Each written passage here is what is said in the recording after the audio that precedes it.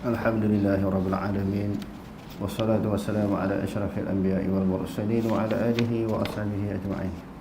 Allahumma rabbi shrah li sadri wa yassir li amri wahlul 'uqdatam min lisani yafqahu qawli. Wa la hawla wa la quwwata illa billahil 'aliyyil 'azim. Allahumma la sahla illa ma ja'altahu sahla wa anta taj'alul huzna in syi'ta sahla. Rabbi yassir wa la tu'assir wa atmim bil khair. Amma ba'd. Perkara usul dan cabang. Menjadi kebiasaan pada ulama membahagikan ilmu agama kepada ilmu usul dan ilmu cabang, atau perkara usul dan perkara cabang. Pembahagian sebegini ditolak oleh sebahagian ulama kerana dilihat dari segi fiqhnya. Ia kadang-kadang menyebabkan hukuman kafir secara tersalah ke atas perkara usul dan pemberian keuzuran terhadap perkara cabang. Ia juga kadang-kadang menyebabkan berlaku tidak suka mempermainkan perkara penting dalam agama kerana memasukkannya ke dalam perkara cabang agama sahaja.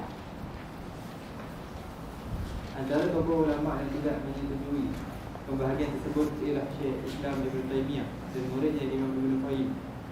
Beliau beralasan pembahagian seumpama itu tidak terdapat pada zaman sahabat, tabi'in maupun zaman-zaman imam-imam terkemuka.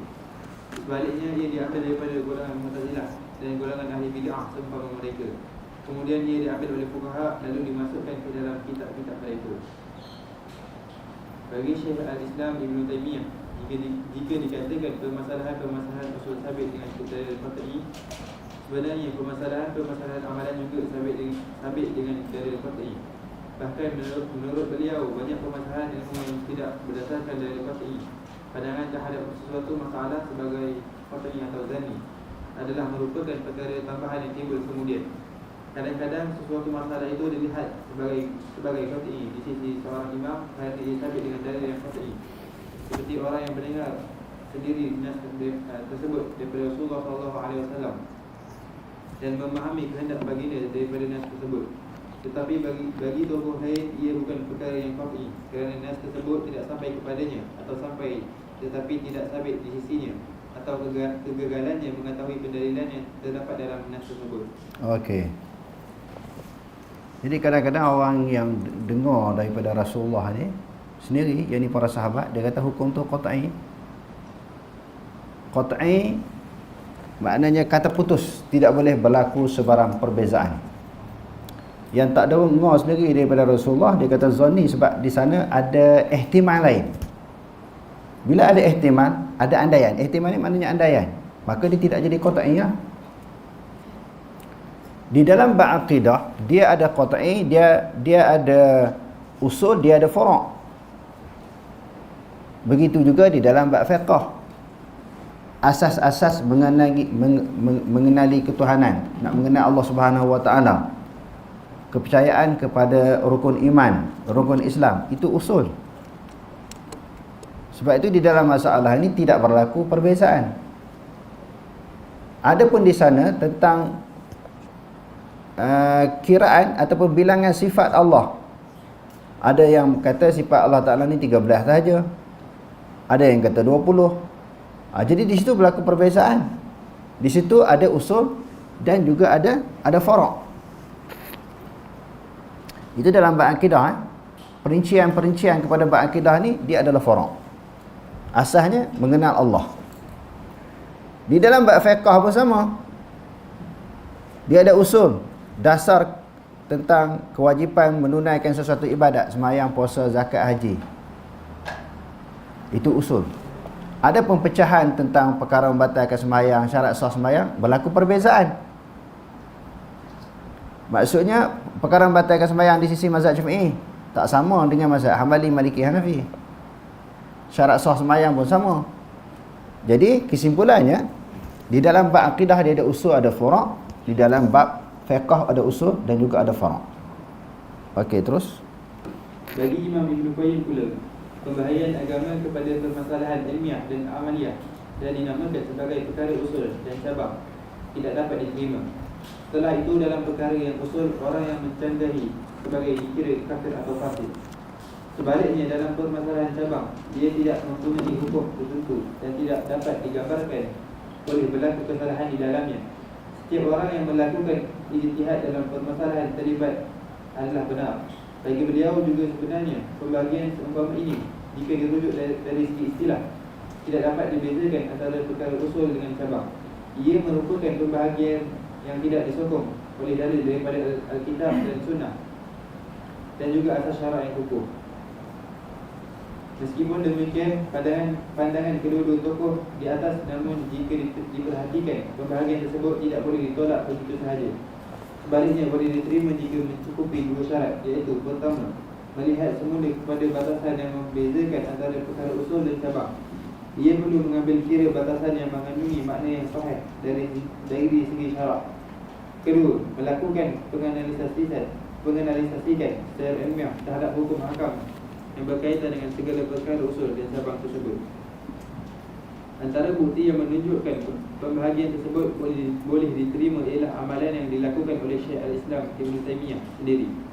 Beliau sendiri kerap menggunakan ungkapan usul dan cabang agama, tetapi tidak dalam bentuk yang dikehendaki oleh ahli kalam. Ini bermakna jika pembahagian tersebut diikatkan dengan batasan syarak yang sahih dan dibina pula di atasnya hukum hakam syarak yang sahih, tidak ada halangan untuk menggunakannya. Ia dikaitkan dengan permasalahan istilah dan tidak ada hubungannya dengan hukum syarak. Dengan lain perkataan, pembahagian tersebut tidak boleh disandarkan kepada syarak yang menzahirkan hukum hakam syarak tertentu. Ulama mempunyai beberapa pendekatan tentang perkara usul dan cabang, iaitu A. Perkara yang sabit dengan akal dinamakan sebagai perkara usul, manakala yang sabit dengan nakli adalah perkara cabang atau furu'. Nakli maknanya nakal daripada pindahan daripada Quran dan juga hadis. B. Perkara yang dalilnya sabit secara qat'i adalah perkara usul, manakala yang sabit dengan dalil zanni adalah cabang. Maknanya qat'i kata putus, tidak ada ihtimal, tidak ada andaian. Dalil daripada Quran dan hadis yang tidak ada andaian. Ada yang ada andaian, ada yang boleh ihtimal. Contohnya aula mastumun nisa, sentuh perempuan, batal ismayang. Sentuh dengan makna apa? Dengan makna jima' ataupun dengan makna sentuh dengan zahir. Di situ ada andaian. Salah satu quru' ni suci ataupun berhenti daripada haid ataupun suci. Di sana ada ihtimal. Bila ada ihtimal, dia tidak qat'i.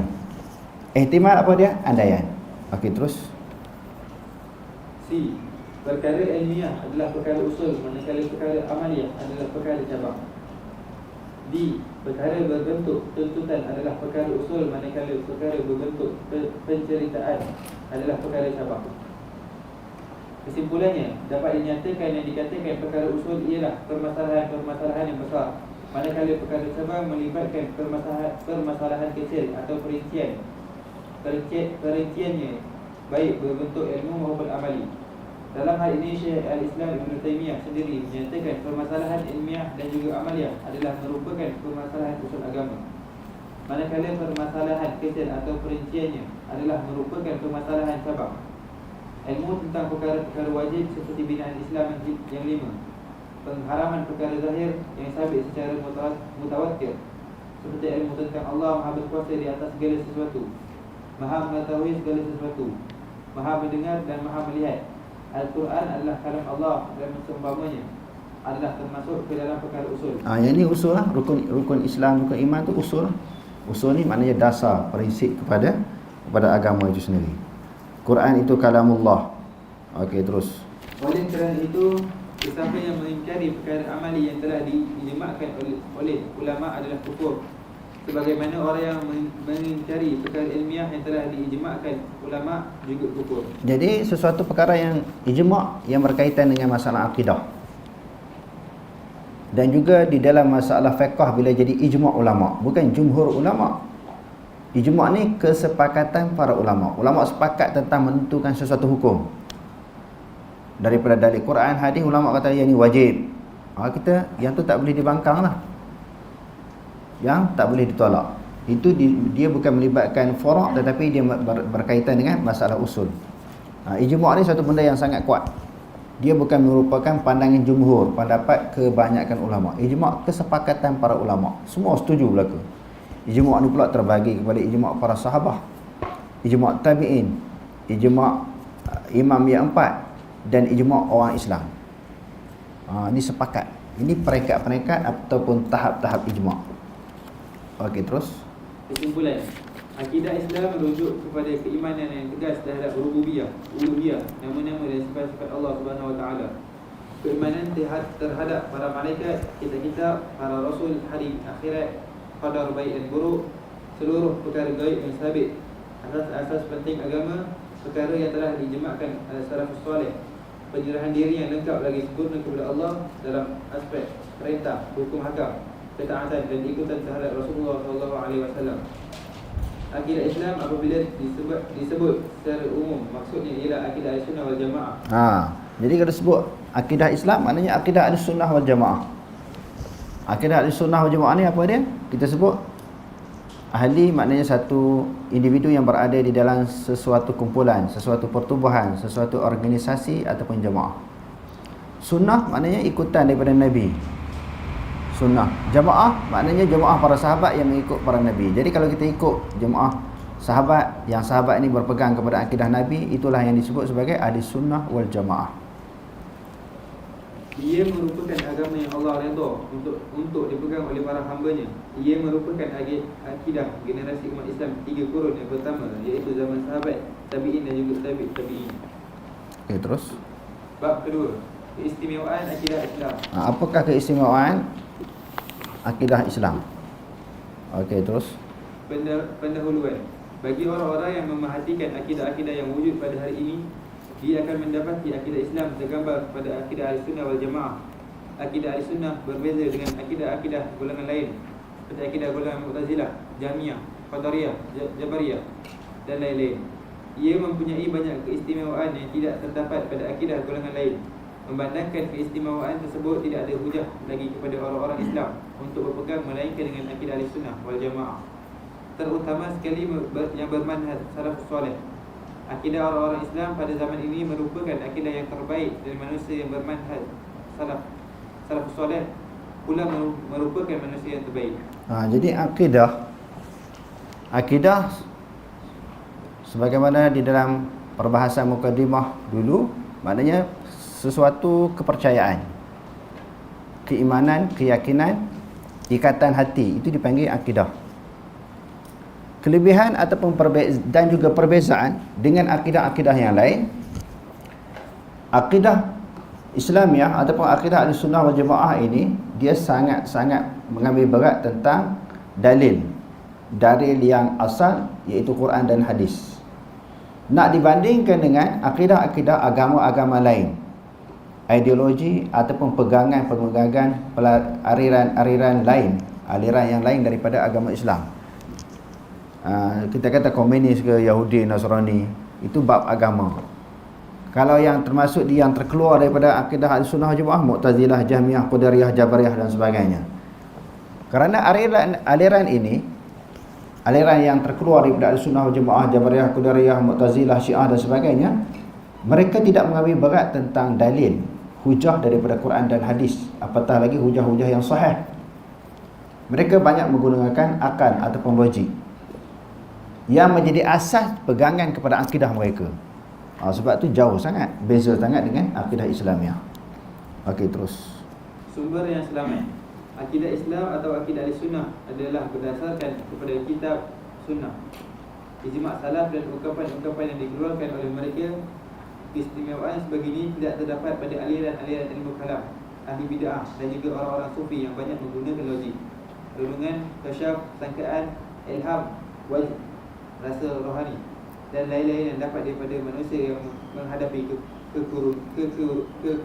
kekurangan. Jadi banyak pakai logik. Kumpulan-kumpulan yang disebutkan tadi. Lepas tu banyak main kasyaf. Kasyaf ni tahu? Kasyaf ni maknanya al-kashfu, maknanya terbuka hijab. Orang biasa tak nampak. Dia di dalam nak menentukan sesuatu kebenaran, hukum, pegangan, dia berdasarkan kepada kasyaf seorang wali, seorang syekh, seorang guru. Nampak sesuatu perkara ni, hukum ni begini, dia ni kasyaf, dia boleh menentukan begini. Kita boleh berpegang dengan sesuatu kefahaman berdasarkan kepada kasyaf guru. Dalil tak ada. Itu yang mari dalil kasyaf dari mimpi, dalil wali kata macam tu, ikut. Kasyaf, wali, apa ada lagi? Perasaan rohani, al-wajdu. Maknanya dia berasa berdasarkan kepada andaian hati dia, gerak hati.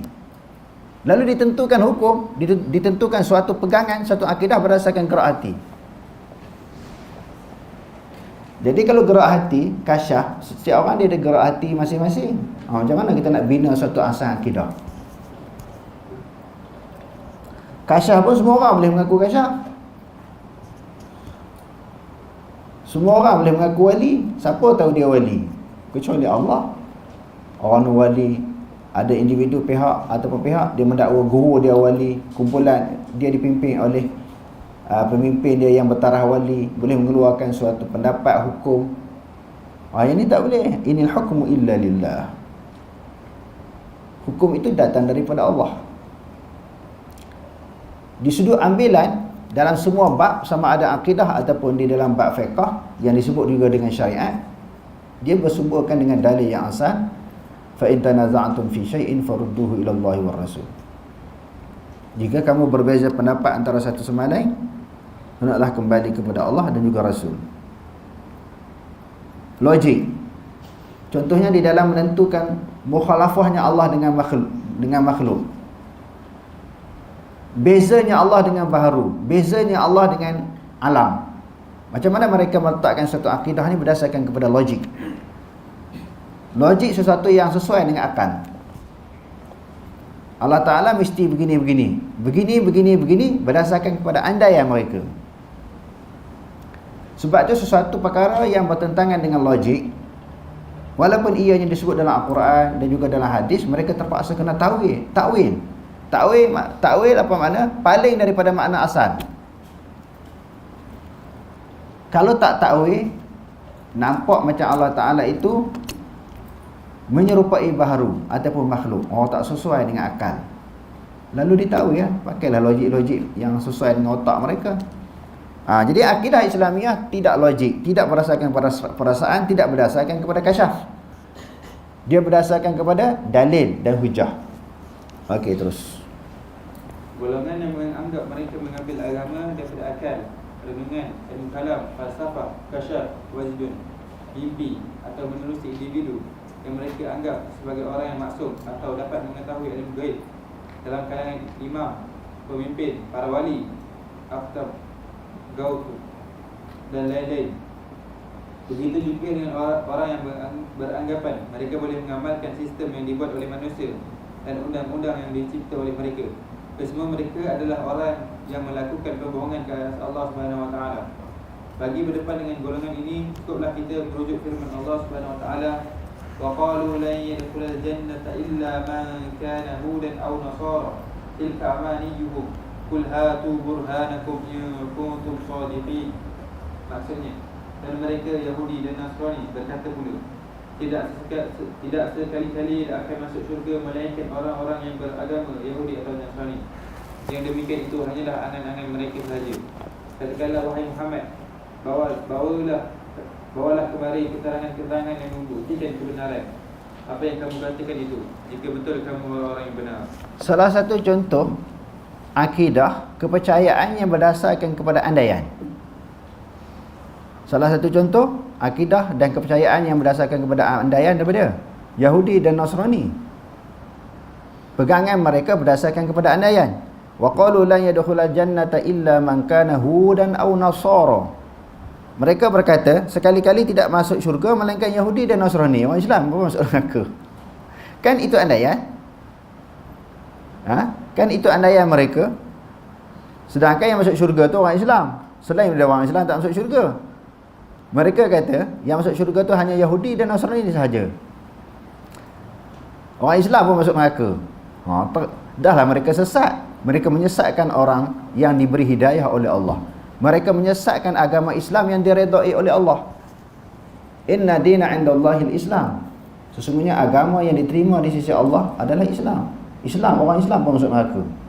Allah Ta'ala kata, tilka amaniyuhum. Itu andaian mereka, angan-angan mereka. Bukan satu fakta yang membuktikan begitu maksudnya. Yang membuktikan orang Islam masuk neraka, orang Yahudi Nasrani masuk syurga. Bukan satu fakta, satu dalil dan hujah. tilka amaniyuhum. Yang demikian itu andaian mereka sahaja. Jadi ini salah satu contoh bentuk akidah pegangan yang berdasarkan kepada andaian. Okey, terus. Penyerahan diri kepada Allah dan Rasul. Akidah Islam berasaskan penyerahan diri kepada Allah Subhanahu Wa Taala dan Rasulnya kerana ia merupakan perkara gaib.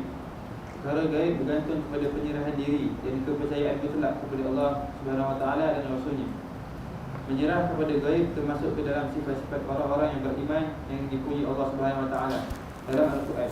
Firman Allah Subhanahu Wa Taala, Alif Lam Mim, Dzalikal kitabu la raiba fihi, hudan lil muttaqin, alladzina yu'minuna bil ghaibi wa yuqimuna as-salata wa mimma razaqnahum yunfiqun.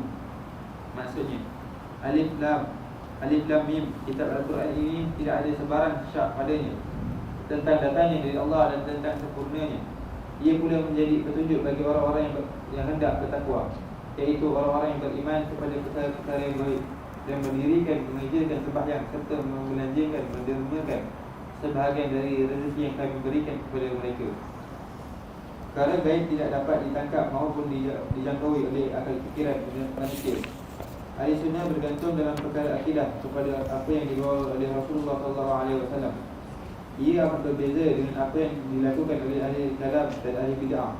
Mereka mengharunginya secara rambang kerana perkara gaib tidak berada dalam jangkauan akal manusia.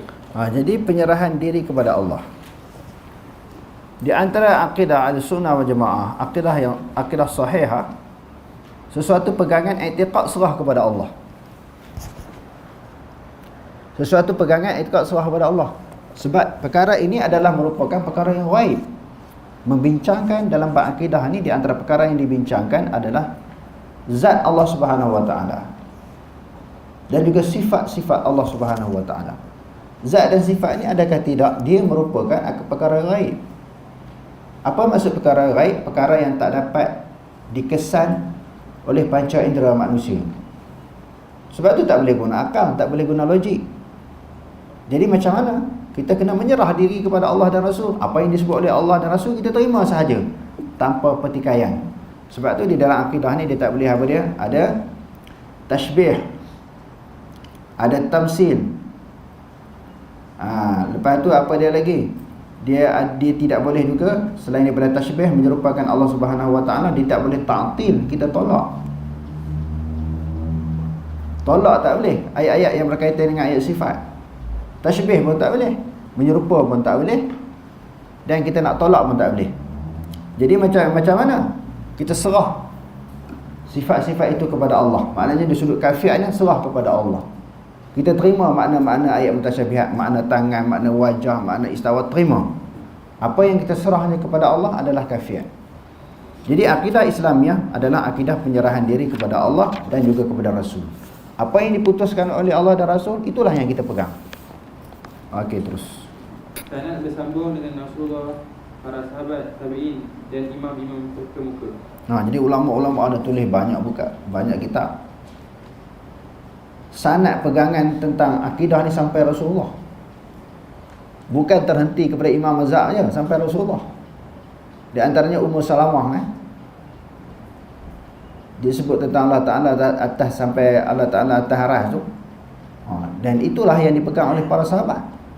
Dan disebut dalam hadis-hadis yang sahih.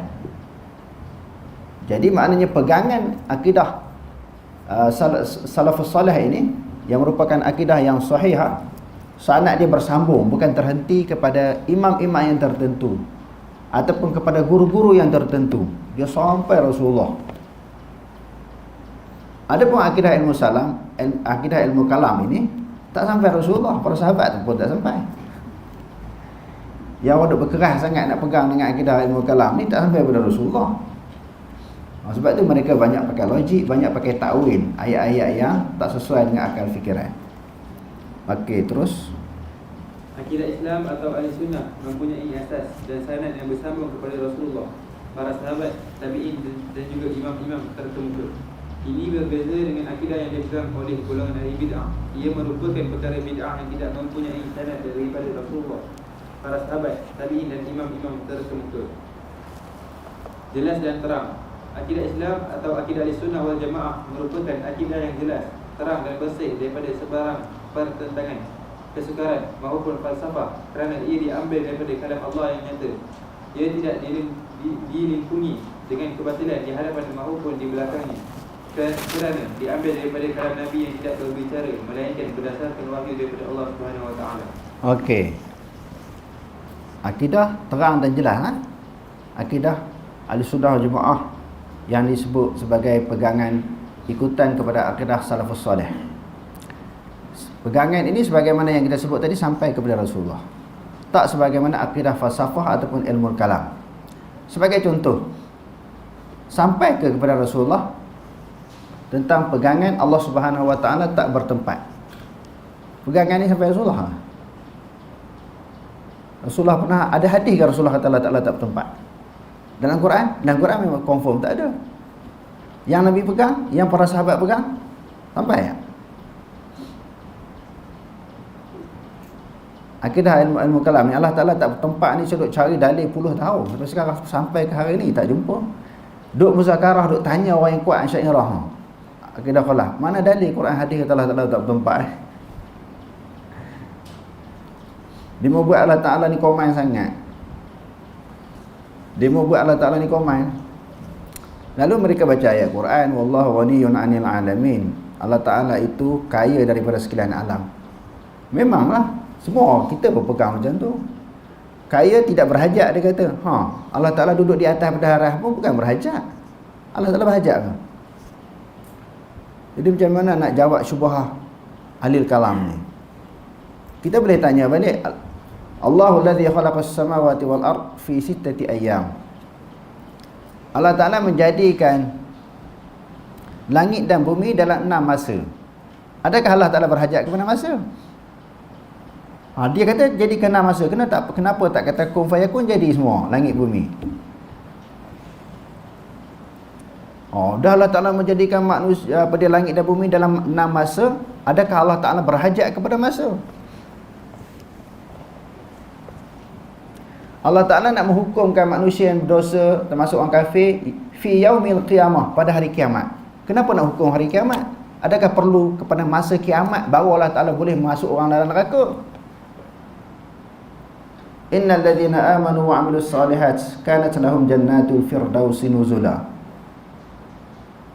Orang yang beriman, sesungguhnya orang yang beriman dan beramal soleh baginya surga firdaus tempat kediaman mereka. Kenapa tak tunggu masa kiamat baru bagi syurga, imbuhan, bagi hadiah, balasan syurga kepada orang beriman? Kenapa tak bagi syurga atas dunia? Kenapa tunggu masa? Adakah Allah Ta'ala perlukan masa? Adakah tunggu masa akhirat baru dapat syurga?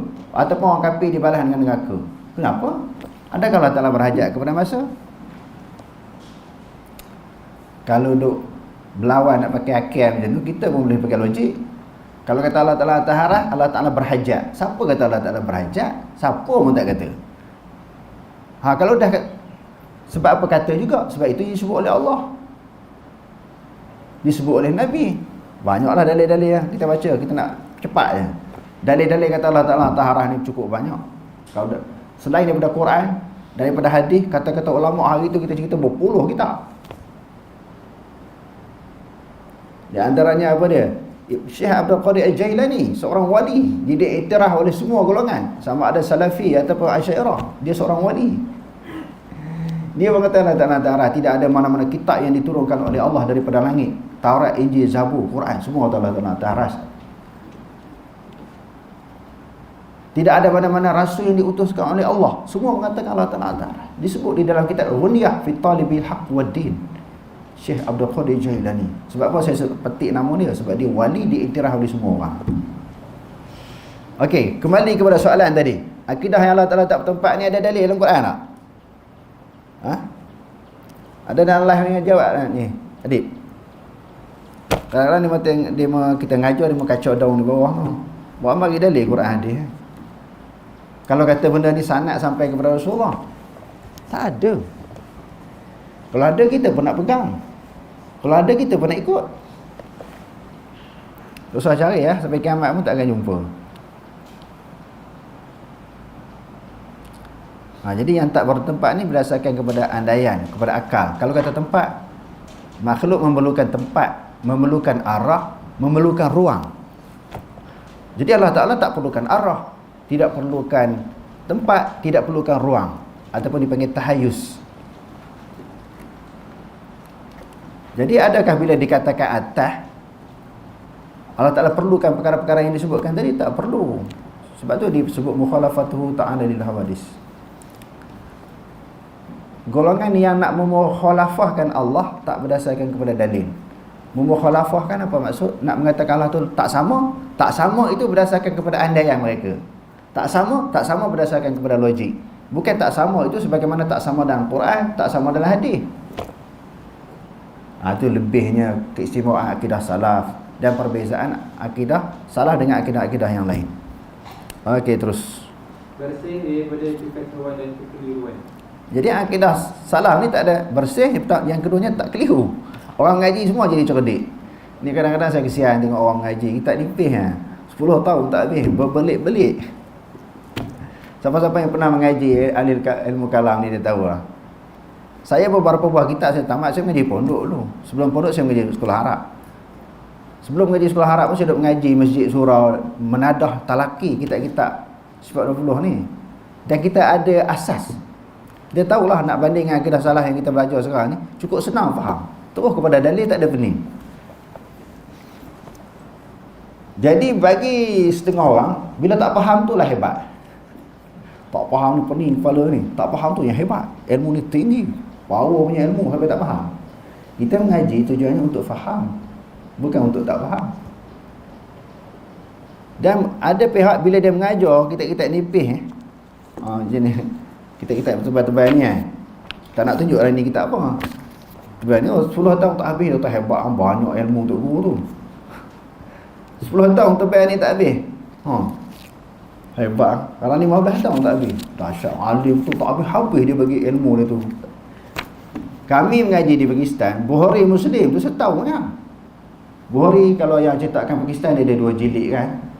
Mesir dia ada 4 jilid, setahun yang kita mengaji. Bukan yang tu saja. Bukhari, Muslim, Abu Dawud, Tirmizi, Nasa'i, Ibnu Majah, Muwatta' Imam Malik, Ma'ni Asar Imam Abi Asar At-Tahawi, Musnad Abi Hasan Asy-Syaibani, Muwatta' Imam Malik setahun. Bukan nak cerita kata hebat. Jangan salah tafsir. Kita nak cerita sistem yang betul. Pengajian sistem yang betul macam tu lah. Baru anak murid cepat pandai. Ini 10 tahun tak habis-habis duk belagak atas kata rasa hebat. Pakar akidah, pakar apa dia usuluddin, dia jangan main ni individu ni, pakar akidah satu 10 tahun tak habis depan ni. Lepas tu di dalam penjelasan tak ada dalil, pakar akidah apa? Kena ada dalil baru pakar. Andaian, logik bukan dalil. Dalil Quran hadis. Tu sangat berbeza tuan-tuan. Beruntung Allah Ta'ala buka hati kita ni mengaji akidah salah. Kalau tidak pening sampai ke sudah. Okey, terus. Akidah Islam tidak mengandungi kekacauan dan juga kekeliruan. Tak ada keliru. Kerana ia berdasarkan wahyu dan pelaksanaan ubudiyah hanya semata-mata kepada Allah Subhanahu Wa Taala dan kekuatan keyakinan terhadap kebenaran yang ada pada diri orang yang melaksanakannya. Mereka selamat daripada terjerumus ke dalam kebingungan dalam beragama, keluh kesah, syak dan juga syubhah. Antara contoh paling mudah ialah perasaan kacau, berbelah bagi dan keluh kesah yang berlaku kepada ramai dalam kalangan tokoh ahli kalam, falsafah dan tasawuf akibat menjauhi akidah salaf. Mereka akhirnya kembali merujuk kepada akidah salaf dan memperakui apa yang diikutkan oleh salaf, lebih-lebih lagi ketika telah melanjut usia atau hampir meninggal dunia. Tuan-tuan baca Fusulun fil Aqidah Bainas Salaf wal Khalaf. Saya selalu sebut, ini salah satu kitab yang saya selalu sebut dalam kuliah akidah, yang dikarang oleh Dr. Yusuf Al-Qardawi. Dia kata ulama-ulama silam ni dah begitu ramai, dah tenggelam, dia berenang di dalam lautan ilmu kalam. Akhirnya mereka tak jumpa tempat berhenti. Last sekali semua kembali. Dia sebut beberapa senarai. Nanti kita bawa satu, kita ulang lagi, kita baca. Dia sebut beberapa senarai individu ulama Selain daripada apa dia, Abu Hasan Asy'ari sendiri yang dikatakan mengasah akidah khalaf ini pun kembali. Hak ulama-ulama selepas daripada dia pun kembali juga. Dah letih main ilmu kalam ni, tak kesudah. Jadi rasa letih, menyesal, tiba-tiba pegang satu benda yang tak ada dalil, kan letih. Sedangkan akidah ni benda yang terlalu senang. Akidah satu benda jelas, benda yang terang, tidak ada kesamaran. Itulah maknanya di antara kelebihan akidah salaf. Okey, terus. Perkara ini pernah berlaku kepada Imam Abu Hasan Al-Asy'ari. Dia telah merujuk kembali akidah salaf dalam karyanya Al-Iman. Okey, terus. Maqalat Al-Islami dan risalah ila ahli As-Saghri. Ni 3 buah kitab ni dia sendiri kembali. Tapi golongan yang dia, sebab tu kita kena beza Abu Hasan Al-Asy'ari dengan Asy'ariyah. Beza tu. Bukan Asy'ariyah sama dengan Abu Hasan Asy'ari. Asy'ariyah ni dia pegang kepada marhalah yang kedua. Marhalah yang kedua yang dipegang oleh Abu Hasan Asy'ari. Sedangkan Abu Hasan Asy'ari sebagaimana yang kita telah bentangkan, dia ada 3 marhalah. Pertama Mu'tazilah, yang kedua sebahagian sifat dia sebahagian sifat dia isbat, sebahagian sifat dia takwil. Itu marhalah yang kedua. Yang ketiga semua dia isbat, dia tak ada takwil. Jadi buktinya ada 3 buah buku tadi. Al-Ibanah an Usulid Diyanah, Maqalat Islamiyin dan Ar-Risalah ila Ahli Saghri. Sama saja kenyataan yang ada kepada ketiga-tiga buah kitab ini. Okey, terus. Setelah sebelum itu berpegang dengan akidah Mu'tazilah dan mencampur adukkan antara akidah Mu'tazilah dengan akidah Asy'ari. Begitu juga dilakukan oleh Baqilani, meninggal pada tahun 403 Hijrah. Abu Muhammad Al-Juwaini, meninggal pada tahun 438 Hijrah.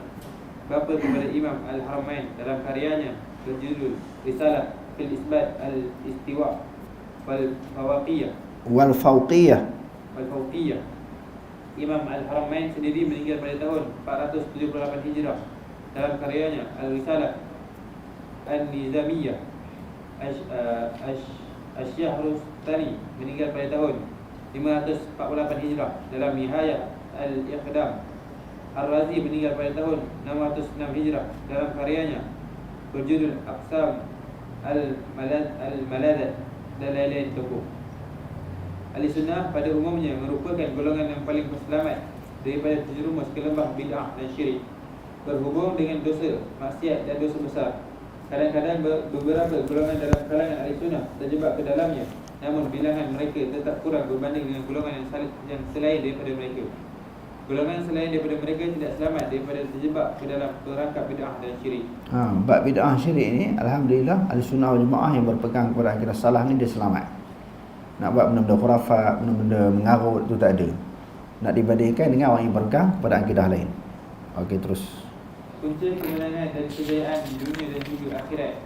Akidah Islam merupakan akidah yang menjadi punca kepada kemenangan dan kejayaan kepada manusia di dunia dan akhirat.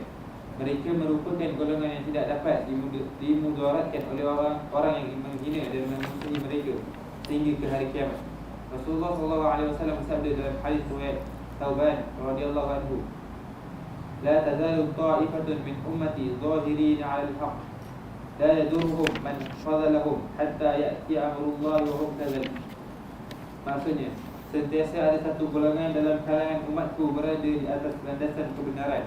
Mereka tidak dapat dimudaratkan oleh orang yang cuba menghina mereka sehingga datangnya urusan Allah dalam keadaan mereka berada dalam keadaan tersebut. Jadi pegangan akidah Islamiah ni dan orang yang nak menegakkan kebenaran, dia sentiasa wujud sampai hari kiamat. Orang yang nak bawa kebenaran agama Islam yang berdasarkan kepada Quran hadis ni, dia kekal sampai hari kiamat. Lalu Nabi kata la yadurruhum man khalafahum hatta ya'ti amrullah. Dalam satu riwayat yang lain hatta ya'ti amrullah. Tidak dapat memudaratkan akan mereka oleh sesiapa pun, oleh sesiapa yang nak memudaratkan mereka, nak halang, nak sekat mereka daripada menyebarkan akidah Islamiah, akidah salafus soleh, tak boleh terhalang, tak mampu digugat. Sebab benda ni agama Islam ni agama Allah. Al-haqqu min rabbik fala takunanna minal mumtarin. kebenaran daripada Tuhanmu. Kita bawa kebenaran Allah, yakni Quran hadis. Mana orang boleh halang? Mana orang boleh sekat agama Allah Ta'ala ni? Tak boleh nak sekat. Sampai bila perkara ini akan berlaku? Maknanya agama Islam ni akan terus berkembang berdasarkan kepada pegangan akidah salafus saleh sampailah kiamat. Okey, terus. Akidah pegangan jemaah orang-orang Islam. Akidah Islam merupakan akidah pegangan orang Islam dan sumber perpaduan orang Islam. Ia juga membaiki urusan dunia dan agama manusia, kerana ia membawa mereka kepada Alkitab, As-Sunnah dan jalan-jalan orang-orang mukmin. Keistimewaan ini tidak mungkin terrealisasi menerusi tangan segolongan manusia. Pertumbuhan dan gerakan dakwah yang tidak berdasarkan akidah Islam. Sejarah menyaksikan perkara tersebut. Negara-negara yang tegak berasaskan As-Sunnah adalah merupakan negara yang mampu menyatupadukan umat Islam, melakukan jihad dan menegakkan makruh, menegah yang mungkar dan melahirkan kemuliaan kepada Islam baik pada zaman dahulu maupun pada zaman moden. Ini dapat dilihat semenjak pada zaman pemerintah Khulafa' Ar-Rasyidin, Kerajaan Al-Abbasiyah pada awal pemerintahan mereka, Kerajaan Ottomaniyah pada peringkat awalnya, zaman pemerintah Salahuddin Al-Ayyubi, Kerajaan Islam Andalus, dan zaman Kerajaan Arab Saudi.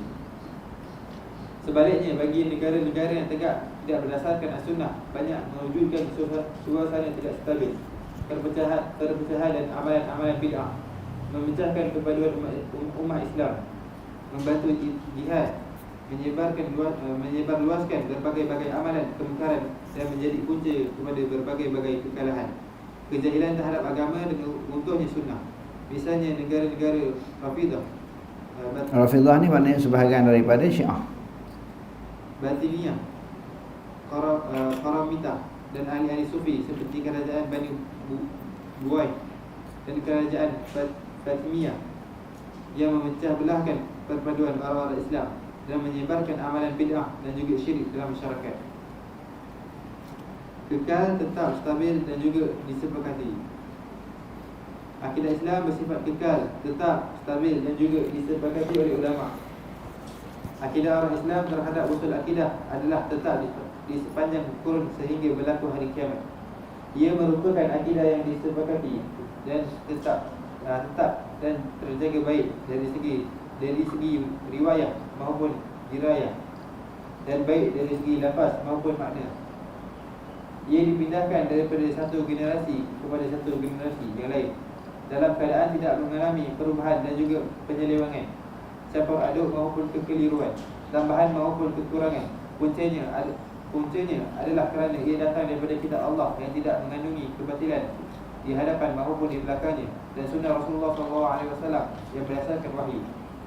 Ia telah diterima oleh para sahabat dan tabi'in, generasi demi generasi, sehingga kepada imam-imam yang mendapat petunjuk sehingga sampai ke zaman kita hari ini, baik berbentuk riwayah, dirayah, penyampaian dan maupun penulisan. Okey, masalah riwayah dan dirayah ni sama ada akidah Islam tu sama ada berdasarkan kepada rawi yang meriwayatkan tentang akidah. Kan kalau kita mengaji hadis, dia ada perawi hadis dan juga dia ada matan ataupun teks hadis. Jadi sama ada di sudut perawi itu, perawi yang menyampaikan akidah Islamiah tu sampai kepada Rasulullah, perawi-perawi itu sampai kita kata imam mazhab, sampai kepada tabi'in, tabi'in sampai kepada tabi'in, sampai kepada sahabat dan sampai Rasulullah. Itu maknanya salah satu itu di sudut rawi. Adapun di sudut periwayatannya pula, apa yang perkataan yang disebut tu sampai juga kepada Rasulullah. Maka dia tidak berlaku perbezaan. Dia bersambung sampai kepada Rasulullah sallallahu alaihi wasallam. Okey, terus.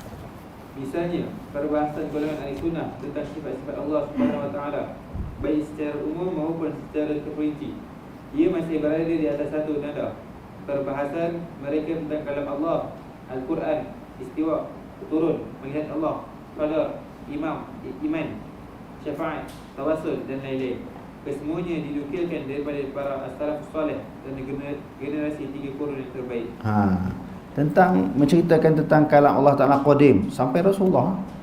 Kalau contohnya kita kata sekarang ini orang yang berpegang pada akidah salaf, pegangan tentang Quran qadim sampai Rasulullah, tentang Allah Ta'ala istawa sampai Rasulullah, tentang nuzul Allah Ta'ala turun ke langit dunia sampai Rasulullah. Pegang tentang melihat Allah sampai Rasulullah, tak ada terputus. Sama ada di sudut sanad yang meriwayatkan ataupun di sudut teks, matan, tuturan mereka, ukapan mereka sampai Rasulullah. Okey, terus. Tauqifiyah. Ahli sunnah tidak mengambil akidah mereka melainkan daripada acuan kenabian, iaitu daripada Al-Quran dan Sunnah, dan bukan daripada logik, akal, perasaan hati maupun kasyaf. Dalam hal ini Al-Asfahani menyatakan ahli Al-Haq menjadikan Al-Kitab dan Sunnah di hadapan mereka dan mengambil agama daripada kedua-duanya. Apa sahaja yang berlaku kepada akal fikiran dan lintasan hati mereka, mereka akan bentangkan kepada Al-Kitab dan Sunnah. Bila ia bertepatan dengan kedua-dua sumber tersebut, mereka akan menerimanya. Jika bertentangan dengan kedua-dua sumber tersebut, mereka akan meninggalkannya dan menumpukan kepada Al-Quran dan Sunnah. Abu Sulaiman Ad-Darani pernah menyatakan, aku tidak dibisikkan sesuatu ke dalam hati, melainkan aku mencari sokongan dalil daripada Kitab dan Sunnah. Jika terdapat sokongan daripada kedua-dua dalil tersebut, ia akan diterima, dan jika tidak, ia akan ditolak.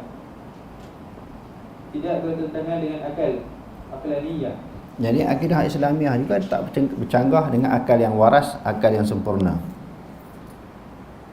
Akidah Sunnah tidak bertentangan dengan akal, malah ia meninggikan akal. Syekh al-Islam Ibn Taymiyah menyatakan para Nabi adalah maksum dan mereka tidak memperkatakan tentang agama Allah kecuali yang benar. Mereka tidak memindahkannya kepada orang lain melainkan dengan penuh kejujuran. Sesiapa yang mendakwa tentang para Nabi itu sesuatu yang bertentangan dengan akal yang sihat, dia sebenarnya seseorang yang melakukan pendustaan. Hal tersebut kerana pertentangan tersebut timbul disebabkan oleh dalil akal itu, oleh dalil akal itu sendiri yang tidak faras atau tidak sahih. Okey, terus. Sesuai dengan fitrah. Jadi akidah Islamiah ataupun akidah salah ini juga sesuai dengan fitrah manusia. Akidah Islam Al-Sunnah merupakan akidah yang sesuai dengan fitrah. Firman Allah Subhanahu wa taala, "Faqim wajhaka lid-din hanifan, fitratallahi allati fatara an-nasa 'alayha, la tabdila li khalqillah, dzalika ad-dinul qayyim, walakin aktharan nasi la ya'lamun." Maksudnya, setelah jelas kesesatan syirik itu, maka hadapkanlah dirimu engkau dan pengikut-pengikutmu wahai Muhammad ke arah agama yang jauh dari kesesatan. Turutlah terus agama Allah, iaitu agama yang Allah menciptakan manusia dengan keadaan bersedia dari semula jadinya untuk menerimanya. Tidaklah patut ada sebarang perubahan pada ciptaan Allah itu. Itulah agama yang betul lurus, tetapi kebanyakan manusia tidak mengetahuinya. Jadi Allah Ta'ala kata apa? Fa'aqim wajhaka lid-din hanifa. Hadapkanlah wajah engkau wahai Muhammad bagi agama yang lurus. Agama lurus itu Allah Ta'ala kata fitratallahi allati fataran nasa 'alaiha. Satu fitrah yang Allah Ta'ala jadikan kepada manusia. Maknanya fitrah manusia itu nak kepada kebenaran, nak kepada akidah yang sahih, yang betul sebagaimana ketetapan Allah. Okey, terus. Menurut Ibn Katsir, Allah Subhanahu wa taala menciptakan para makhluk berdasarkan pengenalan dan tauhid terhadapnya.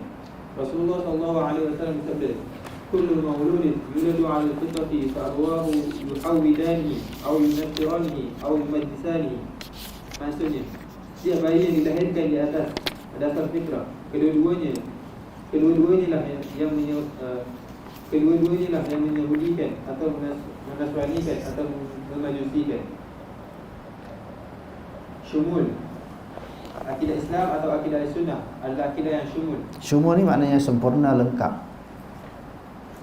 Ia merangkumi syumul ibadah, yang merangkumi nama segala apa yang dikasihi oleh Allah dan diredai olehnya, yang melibatkan perbuatan zahir maupun batin. Ibadah merangkumi ibadah hati seperti cinta, takut, harap dan tawakal. Ibadah perkataan seperti zikir, menyuruh yang ma'ruf, menegah dan yang munkar, dan membaca Al-Quran. Ibadah perbuatan seperti solat, puasa dan haji. Ibadah harta seperti zakat dan sedekah sunat. Ia juga merangkumi seluruh syariat. Apabila seorang hamba menjauhi perkara haram dan melakukan perkara wajib, sunat dan harus semata-mata kerana Allah Subhanahu wa taala, ia menjadi ibadah yang diberikan pahala. Pertengahan. Akidah Islam Al-Sunnah merupakan akidah yang pertengahan antara akidah golongan yang sesat yang disandarkan kepada Islam Dalam mana-mana aspek akidah, ia merupakan pertengahan, tidak terlalu kurang dan tidak juga terlalu melampau. Dalam bab ibadah, ahli sunnah pertengahan antara golongan-golongan Rafidah dan setengah ahli sunnah ahli sufi dengan golongan Duriz dan Terus Duruz dan Nusairiyah. Golongan Afidah dan setengah ahli sufi menyembah Allah Subhanahu wa taala menerusi zikir, tawassul, perayaan yang binaan di atas kubur, pelaksanaan solat, tawaf dan sembelihan binatang di sisi kubur tersebut. Ini golongan-golongan yang melampau. Jadi akidah Islamiah ni yang berpegang kepada akidah salafus salih ni maknanya memiliki pegangan akidah yang pertengahan, tidak syadid. Okey, terus Ramai dalam kalangan mereka yang menyembah kubur dengan cara mengadakan sembelihan untuk kubur atau berdoa kepada mereka supaya memberi syafaat di sisi Allah, mewujudkan sesuatu kemasalahan atau membendung sesuatu kemudaratan. Golongan Duruz dan Nusairiyah meninggalkan ibadah kepada Allah Subhanahu wa taala sama sekali. Mereka tidak berpuasa, mengeluarkan zakat dan juga haji. Sebaliknya, bagi golongan Ahli-Sunnah, mereka menyembah Allah Subhanahu wa taala berdasarkan apa yang terdapat dalam Alkitab dan Sunnah. Mereka sama sekali tidak meninggalkan ibadah yang diwajibkan ke atas mereka. Mereka juga tidak mereka cipta ibadah sendiri. Rasulullah sallallahu alaihi wasallam bersabda dalam hadis riwayat Aisyah radhiyallahu anha, "Man ahdatha fi amrina hadza ma laysa fihi fa huwa radd." Maksudnya, sesiapa yang mengadakan satu yang baru dalam urusan kita ini, dia tertolak. jadi mengadakan urusan apa? Urusan agama. Jadi agama bukan boleh dicipta ataupun direka. Okey, terus Dalam bab nama-nama dan sifat-sifat Tuhan, golongan Ahli-Sunnah pertengahan antara golongan Mu'attilah menafikan sifat Tuhan dengan golongan Mu'attilah mengisbatkan sifat Tuhan sehingga Mu'attilah ni apa, di golongan apa? Menafikan sifat-sifat Tuhan. Tuhan sebut apa? Sifat nuzul, wajah, istawa, dia tolak. Sebab apa dia tolak? Kalau terima, maka benda tu sama dengan Allah.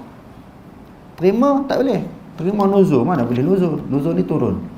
Turun ni makhluk. Nampak? Sifat ain, mata. Mata ni makhluk. Sifat iyad, tangan. Makhluk, dia tolak. Itu dipanggil Mu'attilah. Satu kumpulan manusia yang menolak sifat-sifat Allah. Yang kedua apa tadi? Mumassilah. Menganggap Allah Ta'ala memisahkan Allah Subhanahu wa Ta'ala dengan makhluk. Okey, terus.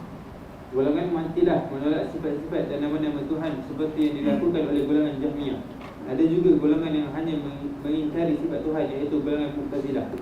Ada juga yang mengingkari kebanyakan sifat dan mentakwilkannya seperti yang dilakukan oleh golongan Asy'ariyah.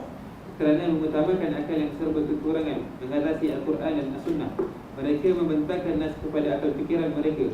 Apa yang diterima oleh akal, mereka terima, dan apa yang ditolak oleh akal, mereka tolak. Itu yang bahaya tu. Berhenti dulu sekat tu lah. Panjang lagi ni, nak habis tajuk lah. Jadi insya-Allah kita sambung daurah kita ni besok pula. Malam ni sebab kita ada mesyuarat lepas daripada tarawih. Jadi malam ni kuliah akidah kita tangguh dulu. Kita sambung besok insya-Allah. Wallahu a'lam. Aqulu qawli hadza wa astaghfirullah al-azim li wa lakum. Wassalamualaikum warahmatullahi taala wabarakatuh.